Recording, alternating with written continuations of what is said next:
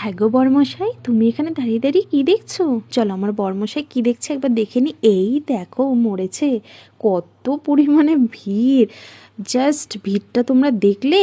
তো আমরা যখন এই মণ্ডপটায় পৌঁছেছি তখন প্রায় ঘড়িতে বাজে 3:30 মতো রাত্রি। তো এবছরে চলে গিয়েছিলাম শিলিগুড়ির বেস্ট পুজো তরুণ সংঘ ক্লাবের শিবালয় টেম্পল দেখতে।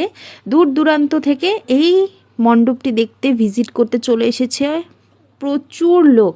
তো চলো, ভিড়টা দেখে তোমরা বুঝতে পারছো। আর ভেতরে ঢুকতে ঢুকতেই জাস্ট সুন্দর সুন্দর নিদর্শন, যেরকম পাথরে খোদাই করা নিদর্শন করা থাকে আমাদের সমস্ত দেবদেবীর মূর্তি এখানে কিন্তু খোদাই করা অবস্থায় এখানে ফুটিয়ে তোলা হয়েছে হাতের কাজের মাধ্যমে। আর ভেতরে ঢুকতেই ওপরে দেখো কত সুন্দর কারুকার্য করেছে, কতটা নিখুঁত কাজ, সত্যি খুব অসাধারণ ছিল। আর আমাদের মায়ের রূপ তো থাকে সবসময় অপরূপ সুন্দর, তাই অপরূপ সুন্দর মায়ের চলো মন থেকে বলি জয় মা কালী।